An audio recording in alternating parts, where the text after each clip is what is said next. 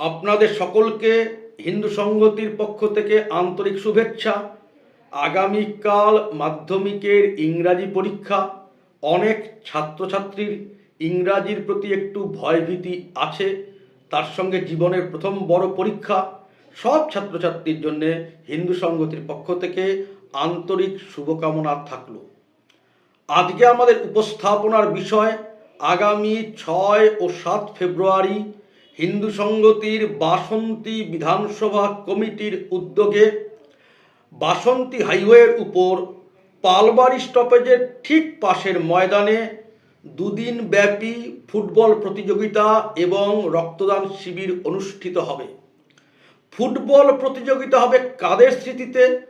2001 সালের 10ই ফেব্রুয়ারি ওখানকার 4জন হিন্দুত্ববাদী যুবক অনাদি নস্কর, পতিতপাবন নস্কর, সুজিত নস্কর এবং অভিজিৎ সর্দার 4জন তরতাজা হিন্দুত্ববাদী যুবককে জেহাদিরা কুপিয়ে কুপিয়ে খুন করেছিল এবং তার প্রতিবাদে হিন্দু সংহতির প্রতিষ্ঠাতা প্রয়াত তপন ঘোষ, তখন তিনি আরএসএসের প্রচারক ছিলেন, তার নেতৃত্বে প্রথমবারের জন্যে হিন্দু যুবকরা ওখানে সংগঠিত হয়ে পাল্টা প্রতিশোধ নেবার পথে গিয়েছিল।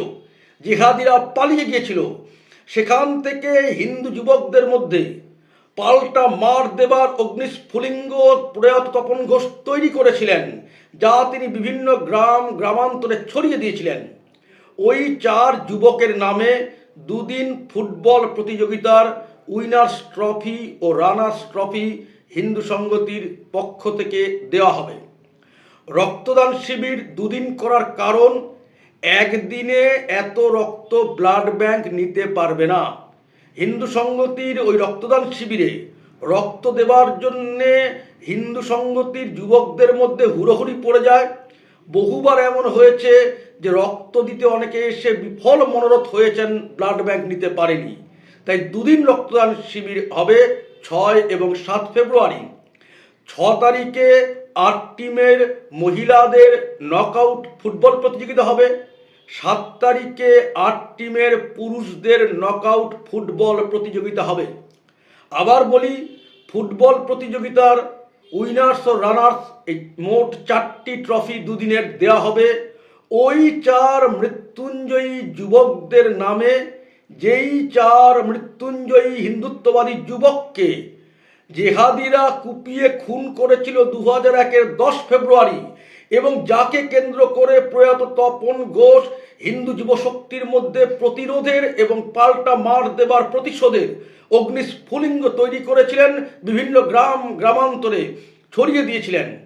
ওদের নামে এই ট্রফি দেবার উদ্দেশ্য, আমরা ওই জেহাদিদের বর্বরতা নৃশংসতা ভুলিনি। দ্বিতীয় কথা, আমরা ওই 4 মৃত্যুঞ্জয়ী যুবককে, 4 শহীদকে ভুলিনি, তাদের কথা আমরা আজীবন মনে রাখব।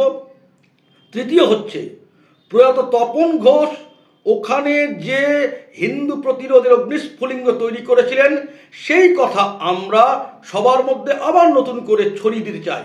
তার জন্যে ওই 4 শহীদের নামে, ওই 4 হিন্দু যুবকের নামে, ওই 4 মৃত্যুঞ্জয়ীর নামে এই ফুটবল প্রতিযোগিতা এবং দুদিনের রক্তদান শিবির। যারা ওখানে আসতে পারবেন তাদেরকে হিন্দু সংহতির পক্ষ থেকে আসার জন্যে আমন্ত্রণ করছি, এবং যারা আসতে পারবেন না তাদেরও মানসিক সমর্থন কামনা করছি। আপনাদের মানসিক সমর্থন হিন্দু সংহতিকে আগামী দিনে আরও এগিয়ে যাবার জন্যে, বাংলার মাটিতে জেহাদিদের বিরুদ্ধে প্রবল প্রতিরোধ তৈরি করবার জন্যে শক্তি যোগাবে, এটাই আমরা আশা রাখি।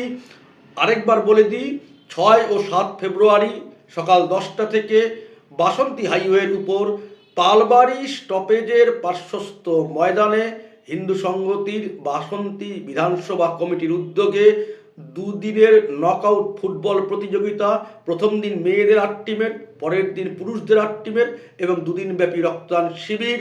সকলের শুভেচ্ছা ও আশীর্বাদ হিন্দু সংহতির পক্ষ থেকে আমরা কামনা করি। জয় হিন্দু সংহতি, ভারত মাতা কি জয়।